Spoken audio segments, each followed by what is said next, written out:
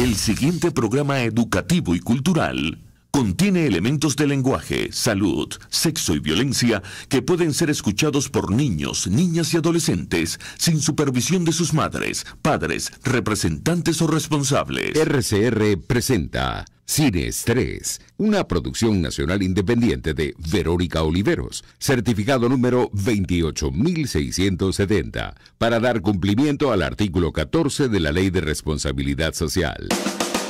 Radio Caracas Radio presenta a esta hora Sin Estrés, una producción nacional independiente de Verónica Oliveros, número 28670.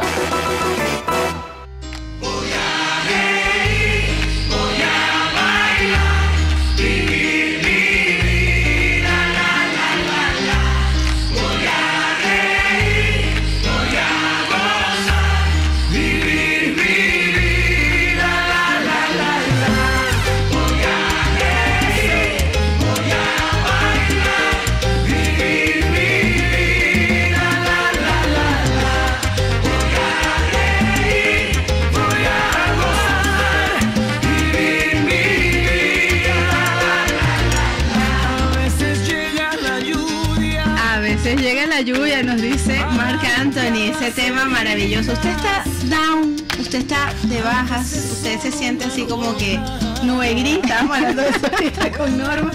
Ponga este tema, pues precisamente para eso. ¿Para qué llorar? Hay que reír, hay que gozar, vivir la vida. 2013, miren, ya va a cumplir este año, 10 años cumple esa canción, pero bueno, siempre póngala por ahí. Bueno, pues así comenzamos en la tarde de hoy Sin Estrés, la revista radial de Radio Caracas Radio. Quienes hacen posible este espacio: en la dirección general, don Jaime Nestares; en la gerencia de producción y en la producción de este espacio, Catherine Manzano. Me escucho rara, ¿sabes, querido? No sé, creo que es los audífonos. Me escucho como con eco. Ya, para escucharme una vez bien, pero para escucharme como 3 veces horrible. Y bueno, pues por supuesto en los controles quien me está arreglando precisamente los audífonos, Gregorio González, y quien les habla, Verónica Oliveros. Bueno, ustedes por supuesto nos pueden escribir, nosotros atentos a sus comentarios a través del Twitter de la emisora @RCR750, el Twitter del programa, está mejor, el Twitter del programa @SinEstrésRCR, mi Instagram, mi Twitter @VeroOliveros. Bueno, saludamos porque estoy acompañada en cabina en la tarde de hoy a quienes nos ven por la radio que se ve, www.rcr750.com, igualmente por nuestro canal de YouTube. Por acá saludando ya, por aquí está diciendo presente Nelson Ríos desde Maracaibo. Pedro de Armas también nos saluda. Ilenia Munderaín, nuestra chica del tiempo, nos dice que estamos a 29 grados acá en Caracas. Anderson Contreras nos saluda desde Virginia, muchísimas gracias. Mi mamá también en sintonía, muchísimas gracias, mamá, por estar por acá. Y bueno, pues comenzamos en la tarde de hoy con un tema bien interesante con una amiga de la casa, porque es que ya Norma es parte de los amigos que nos visitan y eso me encanta. Cuando, bueno, a lo mejor no es mi caso, porque bueno, el único deporte extremo que yo practico es cantar en vivo, de vez en cuando, y en karaoke. Es un deporte extremo. Pero ciertamente la vida del deportista, la vida física del deportista es relativamente corta, porque hay un uso excesivo de músculos. Bueno, no pueden llegar tan lejos. Yo como maestra me puedo jubilar a los 100 años, pero no. Y mejor jugado dominó tampoco así. Mira, yo tengo unas amigas que después jubiladas son hasta campeonas nacionales de dominó, o sea que les va muy bien. Pero bueno, es importante sobre todo para que mantener ese tiempo, esa vida activa y vamos a decir productiva del deportista, pues estar en constante revisión. A veces incluso se hace algún tipo de actividad sin calentar o extreman porque tienen una competencia cerca y empiezan esos dolores y esas molestias. Allí es importantísimo la ecografía, o sea, porque a veces a lo mejor yo sí, me duele aquí, me duele allá, pero no tengo una panorámica, una vista que me diga, y bueno, y para hablar de eso, ¿quién mejor que la doctora Norma Pedreañas, a quien tengo a mi lado, médico radiólogo con experiencia en imagenología musculoesquelética, nada más y nada menos? Bienvenida, Norma. Ay, buenas tardes, Verónica, a ti y a todos los desestresados que nos escuchan. Al menos a esta hora, eso espero. Más tarde, bueno, con más estrés. Claro. Sí, realmente todo lo que implica realizar algún deporte, no sabemos que hay muchos aficionados, o sea, y que siempre cuando se hace de una manera más profesional, los atletas de alto rendimiento o que ya están dentro de un club, etcétera, siempre son más, digamos, hay una más organización previo a esta disciplina, pero cuando correcto, hay de una manera más desordenadita o algo de manera más aficionado, hay lamentablemente en estos grupos que vemos más lesiones, bueno, porque quizás no hay tanta planificación a la hora de ir al deporte o también hay que respetar incluso el descanso y las evaluaciones previas, como tú estás comentando. No, y es que, fíjate, se me viene a la mente ahorita, por ejemplo, los maratones. Acabamos de tener uno, pues que era atravesar toda Caracas, la media maratón 21K, la maratón completa 42K. Había, por supuesto, deportistas e incluso internacionales, pero también está el que corre, le da 4 vueltas al Parque del Este todos los domingos y dice, no, yo me lanzo esa maratón. Sí. Entonces, tenemos acá que a lo mejor lo hago porque me gusta, porque me distrae, porque me desestresa, pero no tengo un control médico, no llevo una observación de un técnico, oye, estás haciendo bien los pasos, estás pisando bien, estás usando los zapatos correctos, y entonces cuando vienen las lesiones. Exactamente, como todo en la vida requiere una preparación, claro, un acondicionamiento, y eso es lo ideal, todo, o sea, para tú llevar a cabo y graduarte en una carrera, pues tuviste que pasar 5, 4 años, o sea, en preparándote. De igual manera, el ejercicio físico tienes que llevar ciertos pasos. Entonces, ¿qué sucede? En el ámbito médico, lamentablemente vemos los pacientes generalmente cuando ya tienen una fractura por estrés, que es una fractura por estrés, no es el estrés el estrés emocional, no, sino que una lesión por sobreuso. De hecho, es el uso físico excesivo, exacto, de la palabra estrés, que es la tensión del músculo. Exacto.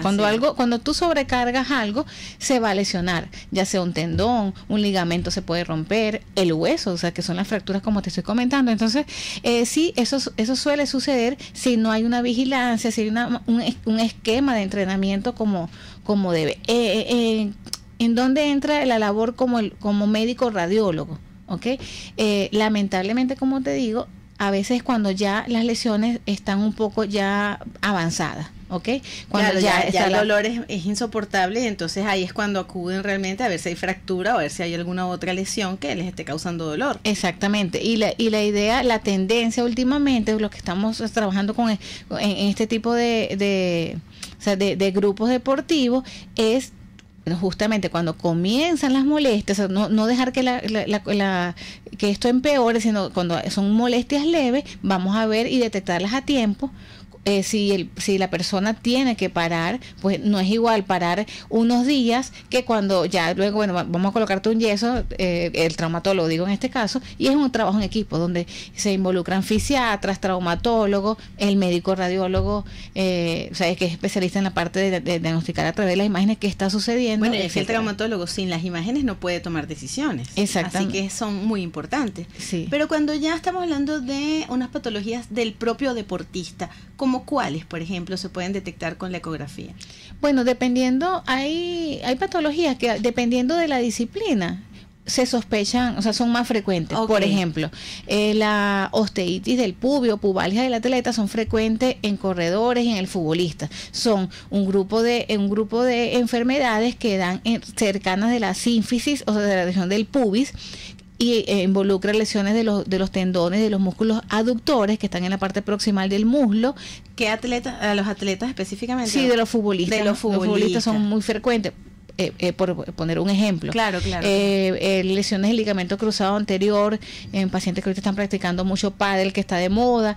Hubo un tiempo que yo digo que estaba súper de moda, por ejemplo, el pole dance en las chicas. Ah, sí, muchísimo. Y sí, entonces claro, involucraba mucho ejercicio en miembro superior. Entonces vimos muchas lesiones de muñecas, porque literalmente estaban usando más el miembro superior, más fuerza, el hombro también. Claro, porque es que hay movimientos en los que implica que todo el peso del cuerpo recae solo en una parte, que es el brazo, el hombro. Exactamente. Entonces realmente, el CrossFit ahorita, que también está de moda, como digo yo, no, es que es malo. No es malo eso. Es malo el sobreuso, el hacerlo de una manera que no esté supervisada por especialistas, ¿ok? El no respetar los tiempos de descanso.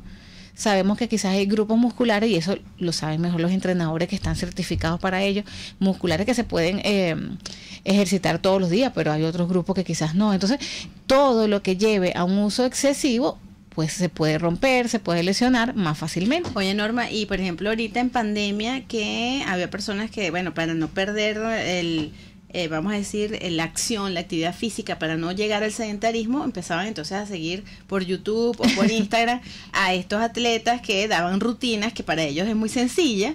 Eso. Y entonces uno le ve y no, yo puedo hacer eso, claro que sí. Y bueno, entonces vienen precisamente las lesiones porque no tengo una persona a mi lado que me diga, así no debes hacerlo.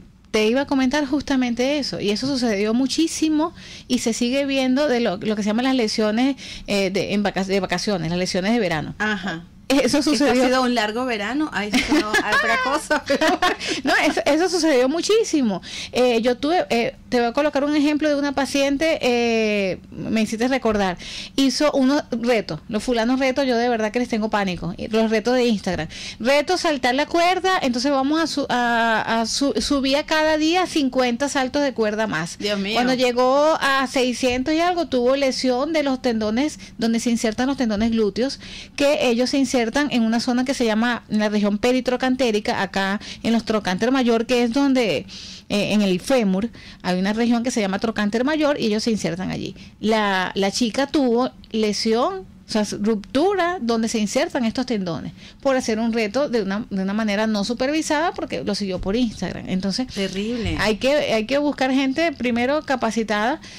Ya luego cuando yo la atendí en conjunto con su traumatólogo, era para hacerle algunos procedimientos que ayudaran a que ese tendón pues sanara un poco más de manera... Sí, más... puede sanar, o sea, no es una lesión que inhabilite a la persona, pero obviamente es dolorosa. Es dolorosa, claro, sí llegó un momento en que ella no podía hacer ciertas cosas y bueno, sí, dependiendo de la calidad de vida, por supuesto. Pero ¿a quién se le ocurre? Yo creo que yo no haría ni 10 saltos. Sí. Por acá saludo a José Tadeo Rodríguez, a Grismelia Alcalá, que nos saluda por acá también desde Columbus, Ohio. Por acá había leído algo de Pedro, me dice, así es, Vero, yo he corrido varias media maratón, pero correr un full maratón... Esas son palabras mayores. No, yo no lo haría, me dice. Media maratón es bastante. Yo diría que 10K es bastante. De hecho, hubo un momento en que yo estaba también muy, muy involucrada en la actividad física, sobre todo la de caminata. Pero claro, yo tengo una condición en las rodillas que no puedo inventar. Entonces ella dice, bueno, pero es que tú no trotas. Y yo no, porque prefiero mantenerme caminando mucho tiempo que tener una lesión.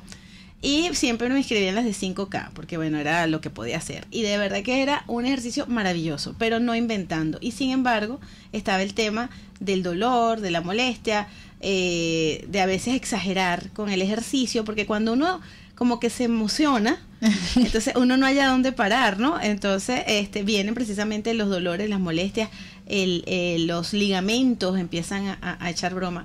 Eso la ecografía lo puede detectar si hay allí algún tipo de rasgadura o de, vamos a decir, que esté... Pues, desgarro, una ruptura. O más bien que esté ya... es que no me sale la palabra. Que ya esté cicatrizando, quizás, la reparación. No, más bien que esté... que no tenga remedio, o sea, que ya esté más bien... caramba, ¿no? Bueno, que sea irreversible algún daño. Aquí. Que ya sea irreversible algún daño. Lo único que se me ocurre es que esté viejito el tendón y no tenga que tenga cambios degenerativos o algo así. Esa es la palabra, que tenga alguna situación degenerativa el tendón. Sí, bueno, de hecho es que hay muchos tipos de lesiones. Hay lesiones que son súper frecuentes, que son las lesiones degenerativas, e incluso hay roturas, o sea, rupturas que son de carácter degenerativo, que no siempre se tienen que tratar, ¿ok? Eso, bueno, ya eso lo maneja mejor, por supuesto, los traumatólogos, ortopedistas, etcétera. Y rupturas que son traumáticas o agudas, ¿ok? Ya sea de tendones, etcétera. Sí, lo importante es saber si hay, la calidad del tendón, hablando por ejemplo del tendón. Hay ruptura que es por el mismo daño degenerativo que hay allí y no siempre implica que ellos tengan que actuar. O sea, que es posible que ellos se regeneran solos, o sea, lo que necesitas es reposo, probablemente, o no se van a regenerar. Bueno, el tema de regeneración es otro tema aparte que da para muchos otros programas. Pero lo importante es respetar también el proceso de reparación del mismo cuerpo. ¿Okay? Ajá, importante. Eso es súper importante. Si algo está roto, el proceso de reparación, cicatrización, etcétera, del cuerpo, eso hay que respetarlo. Hay tejidos que ya están dañados, o sea, que tengan algún proceso degenerativo, es lo que quiero explicar un poco, que puede sobre ese tejido que ya está lesionado, puede romperse. Quizás se va a reparar, se va a cicatrizar, pero ya tiene un daño, digamos, subyacente, ¿ok? No va a estar como nuevo. Claro. O sea, ya va a tener el tendón de alguien de 60 años que se le rompió. Pues ya va a seguir siendo el tendón de una persona de 60 años que tiene su cambio degenerativo. ¿Me explico? Y hay que respetar eso. A través de estos estudios de la imagen es posible decirle, por ejemplo, al atleta o a la persona que va a hacer el ejercicio, mira, tienes que tener cuidado acá, hay una propensión. Exactamente, sí, eso es importante. La calidad del tendón no es igual en todas las personas ni a todas las edades. Correcto. ¿Okay? O sea, del tendón o de los músculos. Hay personas que incluso sabemos que hay medicamentos o cuestiones que se inyectan que pues más bien ayudan a que la calidad de los tejidos no sean iguales. Hay personas que predominan más la fibra muscular, cosa que es muy buena. Hay personas que tienen más contenido graso, o sea que hay más infiltración grasa que músculo, y pues si hay más grasa que músculo no es una buena calidad. Claro. ¿Okay? La grasa no aguanta, no soporta lo que soporta el músculo. Entonces es hablando de composición, o sea, composición corporal, y eso influye muchísimo. Entonces es muy importante, incluso no cuando hay dolor, Norma, sino antes de empezar una actividad física en serio, pues someterse a este diagnóstico. Sí, es que cuando ya hay dolor, acuérdate que el dolor es una alerta. O sea, si algo te duele, es porque ya le echaste a perder. ya algo está pasando. Claro. De hecho, me recuerdo mucho que otras partes del cuerpo te duelen y no lo ubicas. Por ejemplo, estaba muy de moda también el famoso codo de tenista por el tema de los celulares. Exacto. O de los mouse de teléfono. Entonces, claro, tú ves el brazo perfecto, pero tienes esa molestia, ese dolor, no puedes moverle el brazo. Y mucha gente, pues nada, se pone pañitos, o sea, no busca precisamente ayuda médica porque dice, no, esto se me pasa. Sí. Pero puede agravarse la condición.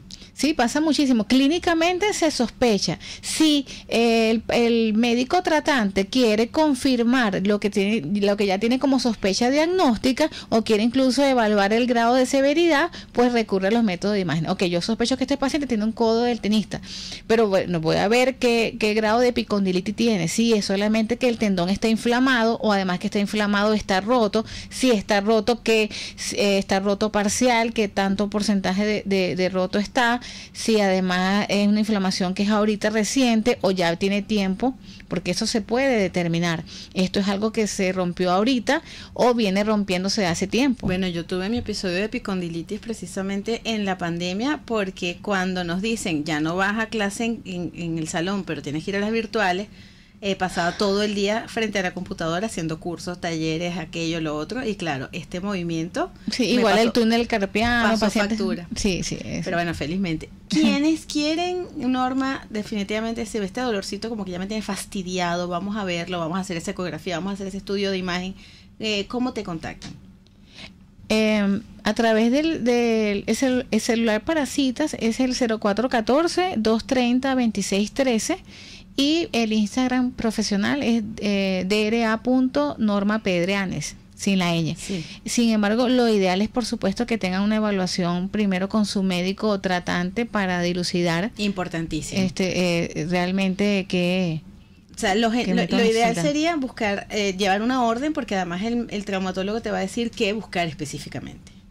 Sí, o cuál es la sospecha diagnóstica. Okay, uno puede orientar al paciente, pero muchas veces sucede, y en esto sí me gusta ser súper enfática, el paciente a veces dice, es que yo me quiero hacer un eco, y lamentablemente a veces lo que el paciente quiere no es lo que necesita, o no es lo que más le va a ayudar. Sí, porque probablemente lo leyó en Google, pues. El doctor Google no funciona siempre. Entonces, no, lo que me tengo que hacer es no voy a decir nada porque yo me diagnostiqué la epicondilitis sola, así que no voy a... Bueno, a veces funciona, pero a veces no, o sea. No voy a tener detalles. No, pero es que ciertamente uno tiene que siempre acudir al especialista. Nosotros podemos leer muchísimo, pero siempre echamos broma con eso. Todo el que busque en Google algún síntoma se va a morir de algo. Pues imagínate, tú colocas, no sé, bulto en la rodilla y te puede salir artritis o te puede salir tumor en la rodilla. Claro, así que es preferible que lo vea un especialista. Norma, me encanta siempre conversar contigo, porque además que son temas bien serios, pero que ciertamente los hacemos que se diluyan. Sin estrés. Sin estrés. Excelente. Bueno, pues acá saludo a Betty Soto, que también nos saluda. Por acá quien me va, Héctor Mendoza Hernández. Muchísimas gracias por estar en sintonía.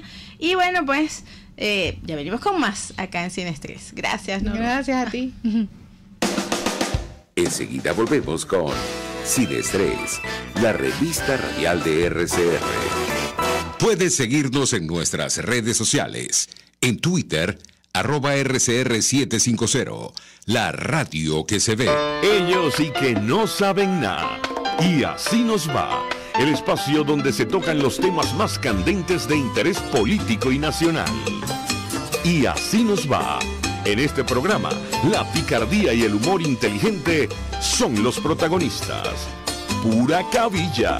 Lara y Hernández descosen y revelan los secretos más oscuros del acontecer político. Y así nos va, de lunes a viernes a las 4 de la tarde, por RCR 750 AM. Desde los sectores populares del país se escucha una clara señal. Es el radar de los barrios. Evelyn Martínez y la Red de Ciudadanos le invitan a identificar amenazas, ubicar soluciones y hacer seguimiento eficiente a las problemáticas de cada sector. Un espacio contra la polarización donde se construye de abajo hacia arriba y de adentro hacia afuera. El radar de los barrios, de lunes a viernes, a partir de las 10 de la mañana, solo por RCR 750 AM. El doctor José Eduardo Troconis y sus especialistas invitados le ayudarán a obtener cada semana el secreto para mejorar su calidad de vida en RCR Salud. Usted podrá comprobar la veracidad de las tradicionales técnicas y últimas tendencias que se divulgan acerca de la salud y la medicina en nuestra sociedad. Hay mucho más dedicación y hay mucho más experiencia. Tenemos las herramientas. RCR Salud, todos los domingos, a partir de las 10 de la mañana, por RCR 750 AM. RCR 750 AM, porque lo bueno une. Volvemos a nuestra hora de relax, una hora sin estrés. La nota del día. Bueno, así es. Estamos de regreso acá en Sin Estrés y otros también lo llaman como pseudociencia. Por acá tengo una nota que me pareció bien interesante al respecto y les leo un poco. Ayer, 10 de abril, se celebró el Día de la Homeopatía, una rama de la medicina descubierta por el médico alemán Samuel Hahnemann, quien nació tal día como ayer en el año 1755. La homeopatía es un método curativo o pseudociencia que se fundamenta en que lo similar cura a lo similar. Consiste en curar determinadas enfermedades o dolencias con una pequeña cantidad de la sustancia que causa los síntomas que se pretenden combatir.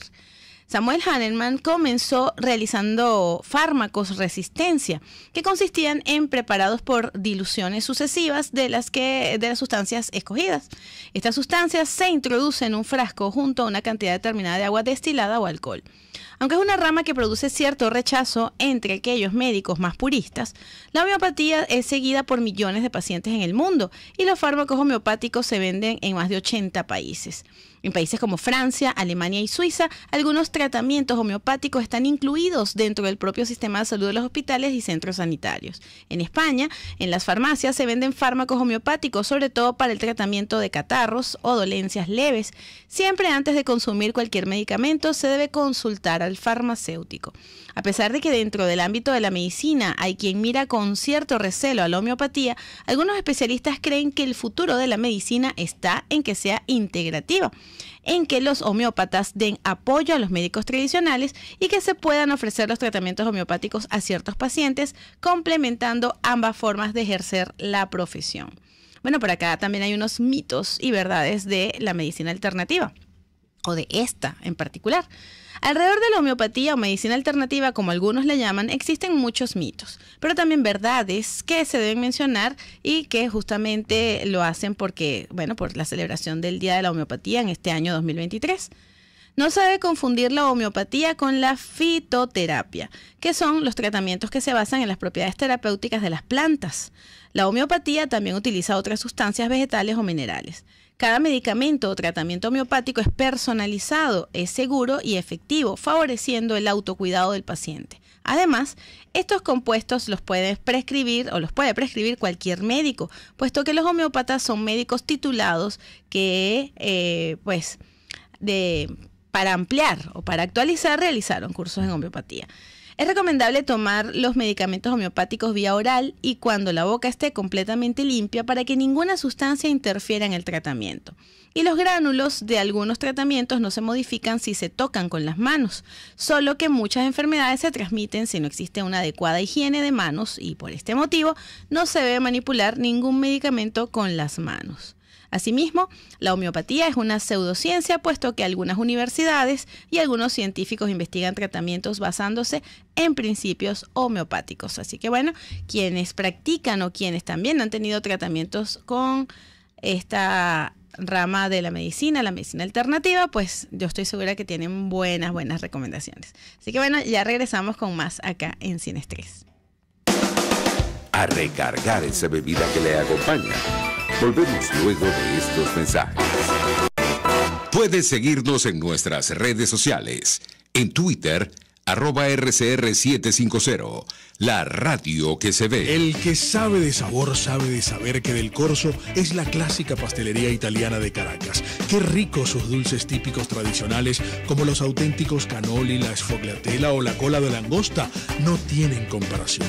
La pasta seca de almendras y chocolate o su gran variedad de tortas, cumpleaños, bodas, bautizos o comuniones, reuniones familiares o eventos corporativos. Teléfonos 0212-941-1971. Pastelería Del Corso, la pastelería italiana por tradición y excelencia.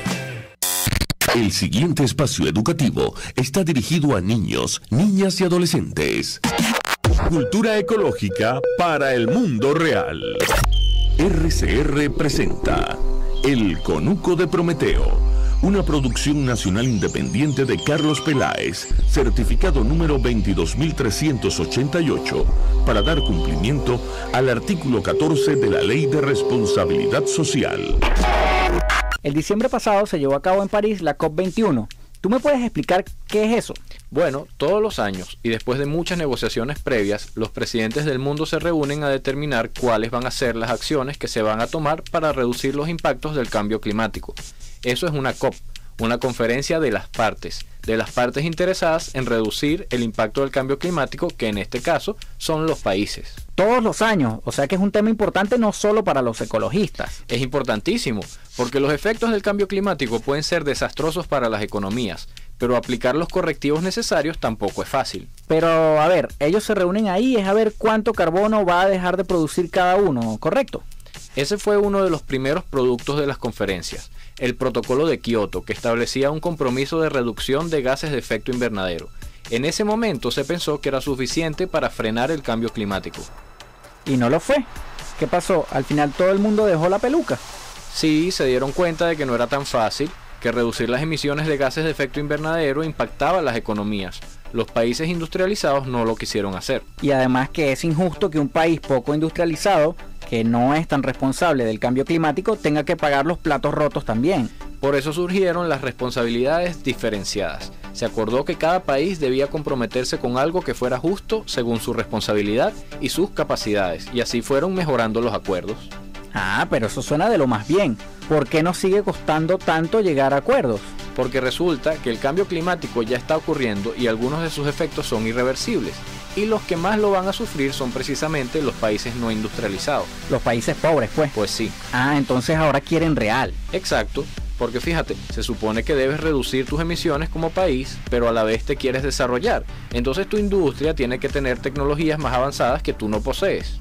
Y te las tienen que dar los países desarrollados. Sí, o al menos tienen que financiarte que las produzcas tú. Pero además tienes que gastar dinero en la adaptación a los efectos negativos del cambio climático, como sequías, huracanes, aumento del nivel del mar. Entonces, ahora la negociación se basa en qué país financia qué a quién.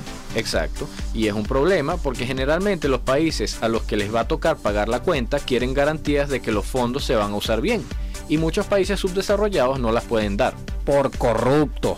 Claro. ¿Y cómo queda Venezuela en esto? Muy mal, porque pide como si fuera país subdesarrollado, pero emite carbono como si fuera un país desarrollado. Entonces siempre somos la piedra de tranca en las negociaciones. Yo creo que deberíamos ser serios. A mí me parece muy bien que luchemos por los derechos de los países subdesarrollados, pero eso no implica que no asumamos nuestras responsabilidades. Claro, mira, el objetivo por ahora es que la temperatura promedio del planeta no suba más de 2 grados centígrados de los niveles en los que estaba antes de la industrialización. ¿Y se logrará? Seguramente no este año, pero cada vez las propuestas son más ambiciosas. Nos ayuda que la tecnología está generando nuevas posibilidades de empleo y energía que alejan a las economías de los combustibles fósiles sin tener que sufrir tanto. ¿Y qué va a pasar con nuestra economía cuando nadie quiera usar petróleo? Bueno, por eso Venezuela debería estar muy interesada en ser la que liderice los cambios y reduzca sus emisiones, para empezar a desarrollarnos fuera del petróleo. No solo porque es una responsabilidad con el planeta, sino porque tenemos que estar preparados para el momento en que nadie quiera nuestro petróleo. ¿Y qué puede hacer la gente? Hablar del tema, informarse, discutirlo, exigirle responsabilidades a las autoridades. La lucha contra el cambio climático nos puede traer muchos beneficios económicos y sociales. Para problemas y encontrar mejores alternativas. Eso es todo lo que se pide en una COP. RCR presentó El Conuco de Prometeo, una producción nacional independiente de Carlos Peláez, certificado número 22.388, para dar cumplimiento al artículo 14 de la Ley de Responsabilidad Social. RCR 750 AM, porque lo bueno une. Lo invitamos a sentarse cómodo y disfrutar. Estamos sin estrés. Cápsula legal sin estrés. Yo creo que lo de cápsula parece así espacial, ¿no? Tú pensaste lo mismo, ¿no? Bueno, pues así es, aquí estamos de regreso en Sin Estrés y por supuesto en la sección de cápsula legal. Legal, ¿qué dije yo? Al lugar. Bueno, con el abogado Juan Carlos Roncadena, abogado binacional venezolano ecuatoriano, abogado de libre ejercicio en diversas áreas del derecho civil, notarial, procesal, mercantil, con especial énfasis en derecho sucesoral, CEO, fundador de la Sociedad Civil de Estudios e Investigaciones Jurídicas y Académicas, SOCIEIJAC, youtuber jurídico, abogado digital con presencia en varias redes sociales, conferencista y docente. Y ahorita estás en clase, estás en ciclo, ¿no? Sí, ya terminando esta semana. Ah, bueno, excelente. Miércoles y viernes y cerramos ya por fin el ciclo que comenzamos en febrero. Bueno, hablando de cerrar ciclos, hoy nos toca precisamente de esto que hablábamos de lo que correspondía a lo que es todo lo que es derecho de niñez y adolescencia, por llamarlo así. Y viene el punto más álgido, a mi entender, que es la obligación de manutención. Lo hice por razones personales, porque si te cuento la parte práctica, de verdad que no es tan álgido hoy en día. Es más fácil sacarle la plata. No, definitivamente estás viniendo, pero cortando robo. Sin estrés, estoy sin. No, cortando robo de oreja. Bueno, no, pero es que ciertamente, ¿qué ocurre, por ejemplo, cuando hay una separación? Lo común es que la mamá es la que se queda con los hijos. Generalmente, digo lo común, no es lo que es, o sea, no es algo, vamos a decir, obligatorio, correcto. Obligatorio completamente. Y bueno, y se supone que el padre en este caso, o que no está conviviendo con los hijos, pues tiene la obligación también de llevar su parte de la crianza, pues lo que es pago de colegios, de medicinas, de diversión, de todo lo de ropa, es decir, todo lo que implica la crianza. Pero también ocurre en muchos casos, y bueno, eso sí, no voy a decir que soy yo sola, aunque también lo padezco, pero también tengo muchas amigas que les ocurre pues que la pareja empieza a mandar muy bien, al ratico ya, bueno, ya no manden la fecha, ya no manda lo que es, ya la cosa pues no cambia, y de repente hay un momento que ya no manda más. Ajá. Entonces, esa obligación de manutención, esa palabra obligación, como que no la respetan mucho. Bueno, en primer lugar, ya con la descripción que tú hiciste, ya prácticamente definiste por mí cuál es, en este caso, el objeto y la definición de esa obligación de manutención, que era conocida anteriormente como pensión de alimentos. Y en otros países, a nivel latinoamericano, sigue conociéndose de esa manera, como pensión de alimentos. Entonces, ¿qué ocurre con esta obligación de manutención? Justamente es un régimen que se fija con el fin que el padre o la madre que no convive con ese niño o ese adolescente pueda contribuir a los gastos, digamos, congruos de la manutención de ese niño. Y claro, ¿por qué le llaman obligación de manutención hoy en día? ¿Por qué le cambian el nombre? Porque clásicamente se le conoció como derecho a alimento, y uno lo primero que pensaba que no le estoy dando digamos, el pago del dinero para que se alimente ese niño, pero justamente tú mencionas un universo completo, porque no solamente comida, alimentación, sino medicina, educación, recreación, en la cual ese régimen queda establecido según, en este caso, la circunstancia de esas necesidades que ese niño va a tener para esa crianza, como tú lo acabas de mencionar. Exacto, porque no solamente la comida, es todo lo que conlleva la crianza. Exactamente. Aparte de eso, hay que tomar en cuenta algo, que esto siempre, generalmente, de forma cotidiana se piensa, que esto se fija para que el padre o la madre, hay que decirlo, el padre o la madre, porque no solamente en contra del hombre, sino para el que no está conviviendo con ese niño o ese adolescente, correcto, contribuya. Y no es que contribuya con todo, porque se sobreentiende que si ese hijo es de los dos, la obligación para mantenerlo es de los dos de forma conjunta e igualitaria, es decir, 50 y 50, es decir, los gastos del colegio son 50%, las medicinas 50%, entonces, ¿qué es lo que va a aportar? Un valor de una cuota mensual que significa, en teoría, el 50% de lo que vamos a invertir en ese hijo, claro, durante un mes. Ahora bien, fíjate que estás hablando de ese 50%, puede también llegarse al acuerdo que, por ejemplo, el padre que no convive pague solo el colegio y el otro padre se encarga de lo demás, por ejemplo. O sea, ¿se pueden llegar a negociar ese tipo de cosas? Mira, puede llegarse a negociar siempre y cuando hubiese un común acuerdo sin intermediación de tribunales. O sea, porque el régimen, porque los padres del exacto, ponte el caso de ponerte la circunstancia de ponerte de acuerdo con el padre de tu hijo en que cada uno va a pagar cierto rubro determinado ya de común acuerdo. Esto es un acuerdo que se han hecho entre ustedes, pero cuando la circunstancia es que no está fijado en un tribunal formalmente hablando, aquí en este caso toma protagonismo el Tribunal de Protección de Niños, Niñas y Adolescentes, quien es el que va a fijar cuánto es el valor de obligación de manutención. Mucha gente piensa popularmente que no, es el valor que se le van a fijar es el 30% de los ingresos. Esa iba a ser mi próxima pregunta. No hay ninguna parte de la LOGNA que diga eso, no hay ninguna tabla establecida, por lo menos aquí en Venezuela no existe ningún porcentaje que se fije sobre el valor de lo que ese padre va a ganar. Lo que sí menciona es el valor que va a aportar ese padre o esa madre dependerá de su capacidad económica. Más allá queda como de libre, o sea que de libre interpretación. Bueno, no queda de otra. ¿Y qué, por ejemplo, qué se hace en la práctica o qué hago yo?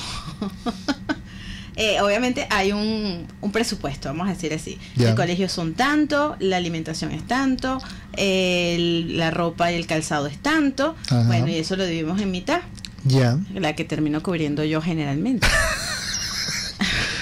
Confesiones de Verónica en plena hora de decir. Y esto me imagino que va a quedar en un tip legal, pero bueno. No, va a quedar, esto va a quedar. Bueno, pero mentira no es. La edición va a ser generosa en dejarte esto. Tan amable. Entonces, ahí donde viene, entonces, me imagino que la pregunta de muchos que nos están escuchando, nos están viendo, ¿qué ocurre cuando, pues, el padre que le corresponde ese aporte no aparece? Mira, primeramente, si estamos hablando de una situación como la que mencionas, de un acuerdo de forma voluntaria, y ya digamos ocurre eso que mencionas de no paga la fecha, reduce las cuotas, ya un momento que da muy poquito hasta que completamente desaparece y no hay forma de buscarlo, ubicarlo, el deber ser. Vamos a hablar desde el punto de vista de la teoría, claro, porque es lo que debemos conocerla para, en dado caso, si en algún momento podemos aplicarla, maravilloso. ¿Cuál es la situación? La persona que en este caso tiene esta circunstancia puede realizar una acción de lo que es pidiendo la obligación de manutención, es decir, una demanda por fijar la obligación de manutención en vista de que no haya algún tipo de acuerdo previo, porque hay la fijación acordada de forma previa por medio de un consejo de protección que ambos se ponen de acuerdo y la fijan y luego eso se homologa ante el tribunal, y otra que es ya digamos en donde en verdad pues no hay forma de cumplirlo, pero sabes dónde está, lo demandas para que se fije un régimen de obligación. Y ahí te voy a detener, nos tenemos que ir al corte porque sí me interesa mucho saber cuáles son esos pasos para demanda. Ajá. Vamos a ver cómo hacemos. Ya venimos acá. Bueno, agarre papel y lápiz, tome nota. Si usted está en la situación de que la otra parte de su casa o de su familia no está pasando la obligación de manutención, vamos a ver qué se puede hacer al respecto. Ya venimos. Enseguida volvemos con Sin Estrés, la revista radial de RCR. Puedes seguirnos en nuestras redes sociales. En Twitter, @RCR750, la radio que se ve. Moisés Naim en Efecto Naim. Hola, soy Moisés Naim desde Washington. Conéctese a rcr.tv. También nos puede seguir por @Efecto Naim en Twitter. Y estamos en Facebook y en Instagram. Y no olvide que puede disfrutar todos los contenidos del programa cuando usted quiera, suscribiéndose a nuestro canal de YouTube. Nos vemos en la radio. Solo por RCR y RCR.tv, la radio que se ve. Mis amigos, quiero invitarlos a que me acompañen en vivo todos los días de 8 a 9 de la mañana a disfrutar de nuestro programa por todos los medios. Periodismo independiente, con nuevas ideas, nuevas opiniones, Nueva Venezuela y sus secciones. Dice mi vecina, está circulando y otro nivel. Corran la voz, no me fallen, por todos los medios por aquí, por RCR 750, la radio que se ve. La radio que se ve. RCR 750 AM. Porque lo bueno une.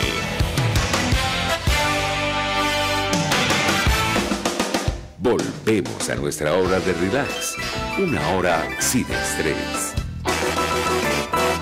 Así es, estamos de regreso acá en Sin Estrés, en la cápsula legal con el abogado Juan Carlos Roncadena, y estamos hablando de la obligación de manutención, ya como para cerrar este capítulo que tiene que ver con los niños y adolescentes. Bueno, antes de irnos al corte, Juan Carlos, habíamos hablado de esa posibilidad de demanda cuando hay incumplimiento en esta obligación. ¿Cuáles son los pasos a seguir? ¿O hay que esperar un tiempo? O sea, no espero el primer mes que no me hayan pasado la manutención, hay que esperar un tiempo para poner la denuncia. ¿Cómo es el procedimiento? Mira, cuando el Tribunal de Protección comienza a tomar rol protagónico, pueden haber varias aristas que den pie para que el tribunal pueda llegar a conocer un caso de estos. El primero de ellos, y vendría siendo como que la forma voluntaria, es que ambos padres de común acuerdo fijen cuánto va a ser el régimen de obligación de manutención mensual, el cual queda en un acuerdo dentro de lo que es la Procuraduría de Derechos, vendría a ser en este caso el Consejo de Protección. No, porque queda por escrito. Claro, queda por escrito en un acta dentro del Consejo de Protección, el cual es llevado al Tribunal de Protección para que se homologue y quede fijado judicialmente. La otra opción también, incluso el padre o la madre que no conviva puede ofrecer, y puede hacerlo por vía judicial directamente, ofrecer la obligación de manutención, cuánto es lo que va a fijar. Se le notifica al padre del hijo, que en este caso tiene en custodia, para que acepte o no, y en dado caso diga cuáles son las razones por las cuales no acepta el monto, para, digamos, llegar a un monto acordado entre ambas partes. Exacto. La tercera vendría a ser en este caso, como tú mencionas, digamos, la parte contenciosa, ya digamos, de demandarlo para fijar para fijar, porque hay otro tipo de demanda que ya luego de fijado esa obligación de manutención, ese expediente donde queda fijado esto no muere. Es decir, se mantiene hasta que ese hijo llega a la mayoría de edad. ¿Y se puede cambiar también el monto? Ajá, a eso voy. Tiene la opción de demandar, que pongamos la última de los escenarios. Se demanda, se fija, se va pagando. ¿Qué ocurre, por ejemplo, si en algún momento deja de cumplir? Porque obviamente estando fijado, judicialmente hablando, deja de cumplir, también se puede demandar por cumplimiento. Sí, se me acaban de poner los ojitos así. Bueno, el cuento. Dos meses son suficientes para considerar que hay un incumplimiento y demandarlo por cumplimiento de obligación de manutención. Y a los efectos van a haber unas medidas que pueden ser, digamos, de forma, digamos, coercitivas.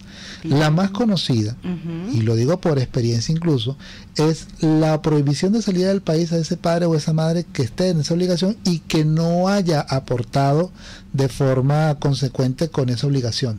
Esa es una de las medidas más conocidas. Exacto, que por ejemplo en los sitios terminales hay pues un expediente donde dice que esa persona no puede salir. Sí, es que de hecho cuando se fija esta medida cautelar, se lleva esto al SAIME para que quede fijada una prohibición de salida. Es decir, que si tú vas tranquilamente al aeropuerto y vas a comenzar a ver, verifican tu estatus, no puede salir. Pero ya va, ¿qué cara de tabla? Si usted tiene para irse de viaje y no le pasa al hijo, caramba. Lo que pasa es que posiblemente le pagaron los viáticos en el trabajo. ¿Quién quita? Tal vez, oye. Bueno, y ese viaje depende para poder darle una buena lacto, una buena computadora. ¿Son ideas mías o el abogado está como abogado defensor de la causa? No. ¿Y ese es un mito o es cierto que también hay una forma de la que llaman embargar al padre que no está cumpliendo? Tengo entendido que hay otros tipos de medidas, yo considero como unas medidas innominadas, pero en cierta forma no está establecido como tal en ley. Puede solicitarse, repito, son innominadas, es decir, no está en la norma, pero pudiese en este caso contemplarse la circunstancia. La situación con respecto a ese embargo, a esos montos, a esos ahorros, dentro de nuestra realidad económica es algo como muy superfluo, porque tú sabes muy bien cómo está la situación, a menos que ese padre tenga tal vez una cuenta en custodia en dólares de una cuenta verde de cierta entidad bancaria, y wow, ahí sí por lo menos están hablando. Porque no me pasa. Bueno, porque hay otra cosa bien simpática que hay que mencionarlo también, que es el hecho de cuánto es el monto. En ocasiones, antes de toda esta situación de mega devaluación y dos reconversiones que hemos tenido, correcto, 2018-2021, la obligación de manutención no se estaba fijando en bolívares porque es una moneda lamentablemente muy... Bueno, pero es que, por ejemplo, en mi caso que se fijó esto en el 2016, obviamente ya ese monto no existe. Obviamente se fijaba antes en bolívares. Luego, después comenzó a fijarse en salarios básicos, salarios mínimos. Okay. 2 salarios, 3 salarios, 4 salarios, lógicamente. Bueno, eso está genial porque no es un número. No es un número fijo. Ajá. Es prácticamente como la unidad tributaria. Es decir, su valor está fijo, pero lo que sí va a variar es el equivalente en bolívares. Entonces estamos hablando en este caso de una especie de ajuste automático, que también existe esta circunstancia de la revisión de la pensión o de la obligación. Importante. En dado caso que si ves que la cantidad que está percibiendo no es suficiente, no satisface las necesidades de ese niño o ese adolescente, puede solicitar una revisión. El padre puede en este caso incluso solicitar el hecho de que se revise si por ejemplo está dando demasiado y no puede aportar también. Es decir, la revisión es para que se suba o para que se baje. Lo importante para esos padres o madres que tengan esos niños que no se baje. Ya va, pero puede haber circunstancias. Bueno, okay. El caso es que, por ejemplo, para lo que es una recomendación que yo les doy es no dejen solamente la pensión en ese monto, sino que una vez se establezca que haya un ajuste automático sin necesidad de acudir constantemente al tribunal.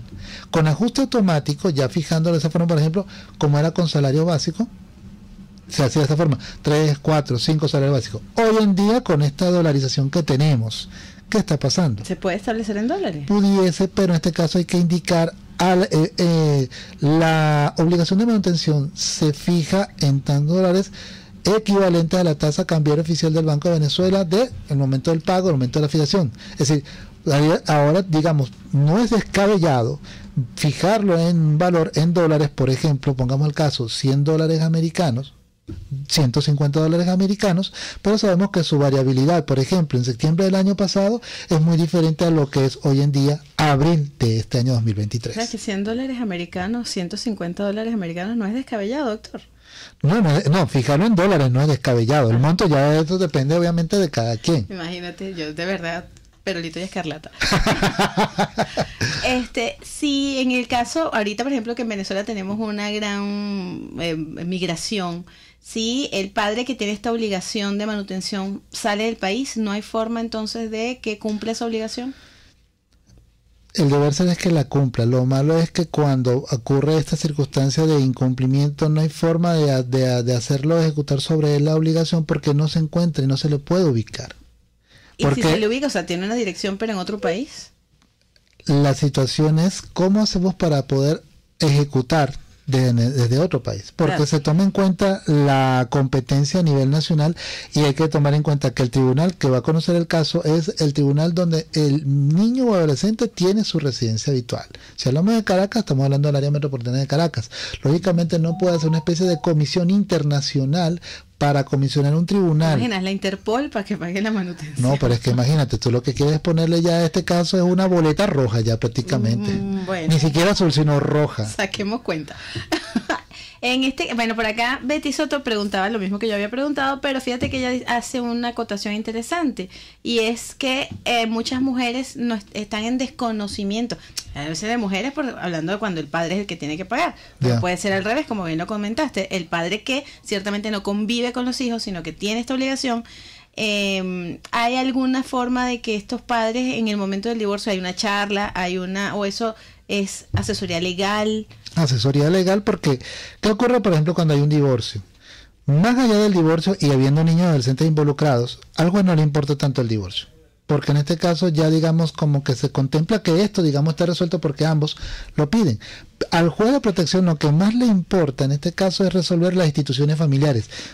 ¿Quién va a tener la obligación de crianza? La patria potestad obviamente queda con los dos. ¿Quién va a tener la guarda? Si el padre o es la madre. ¿Quién va en este caso a cómo se va a someter lo que es el régimen de convivencia familiar, que son las visitas? Además de ello, cómo se queda fijado la obligación de manutención. Todo eso en lo que es el procedimiento de divorcio. Es decir, el divorcio queda en un segundo plano para primero resolver las instituciones familiares y luego de ya haberse acordado y que necesitamos en este caso una audiencia con los padres, fijando todo esto y tomando acuerdo. Entonces no hay desconocimiento. Exactamente. Ajá. Betty, te están engañando. Exacto. Betty dice aquí, los que tienen 3 hogares, ¿cómo hacen con la manutención? Oye, si tienen 3 hogares, ¿por qué? Mira, si tiene suficiente para satisfacer a 3 mujeres, tiene para satisfacer 3 hogares y no voy a entrar en detalles. Exacto, ahorita montar cacho es carísimo. Bueno, ni modo. Con esto cierro esta cápsula de hoy. Definitivamente. No, claro. Bueno, pero de verdad que es importante tener... El que la goza, que la sufra. Bueno, exacto. Pero no, definitivamente es importante tener conocimiento de a qué instituciones acudir cuando necesitamos ese apoyo. Aquí hay asesoría legal. ¿Hay asesoría legal gratuita para estos casos en la LOPNA? Consejo, esa es la Ley Orgánica de Protección Niñas y Adolescentes. Entonces sí, ese es el consejo. El Consejo de Protección, Defensa Pública en materia de niños, niñas y adolescentes. Esos son los 2 entes administrativos que te pueden asesorar y además llevar un procedimiento ante tribunales debidamente gratuito, porque los derechos de niños, niñas y adolescentes son completamente gratuitos, ya en este caso consagrado en artículo 8 y en Constitución. Es decir, no vamos a acudir a la LOCNA, porque la LOCNA, por ejemplo, la tengo en mi carpeta y no la quise sacar porque obviamente ya tengo todo esto. Exacto. Sino vamos hacia el Consejo de Protección o a la Defensoría Pública en materia de niñez y adolescencia. Me acaban de dar una clase en este instante. ¿Tus coordenadas, Juan Carlos, para quienes quieran ampliar esta información? Bueno, mis coordenadas son a través de Instagram y de TikTok por la cuenta @jcerron_sociedad y también a través de nuestro canal de YouTube Sociedad con el tip sucesoral, con las distintas cápsulas legales y también las distintas entrevistas y charlas que hemos tenido últimamente. Excelente. ¿Y quienes están justamente en el área de derecho y quieren formarse contigo, ahorita tienes inscripciones? Sí, tengo inscripciones y ya desde, como te digo, comenzamos mañana con el webinar de declaración de impuestos sucesoral en línea. Eso me lo dijiste fuera del aire, ¿no? Ok, perdón, el lapsus como tal. Tenemos, como te digo, un webinar, un ciclo de webinar en este mes de abril, el cual tenemos mañana la declaración de impuestos sobre sucesiones originarias y todo lo que es la declaración paso a paso, y el día viernes vamos a tener lo que es la declaración de impuestos sustitutiva, es decir, luego que yo hice mi declaración y que voy a presentar, si el funcionario del CENIAT me pide que corrija, voy a hacer una sustitutiva. ¿Cómo lo hago? Bueno, eso se ve el día viernes. Me lo confieso que el año pasado yo hice el webinar de la declaración. La que vamos a ver mañana. Es correcto, o sea, ya la hice. Exactamente. Y la sustitutiva ya me tocó llevarla, así que esto no lo hago. Bueno, muchísimas gracias, Juan Carlos. Estamos pendientes entonces para dentro de 15 días. Ya cerramos con los niños adolescentes. Vamos a ver entonces con qué vamos la próxima cápsula. Y bueno, amigos, nos toca despedirnos en la tarde de hoy. Lo hacemos a nombre de Jaime Nestales en la dirección general de la estación, en la gerencia de producción y en la producción de este espacio, Catherine Manzano, en los controles, Gregorio González, y quien les habló como cada tarde, de lunes a viernes y de 3 a 4 de la tarde, Verónica Oliveros. Nos escuchamos y nos vemos mañana.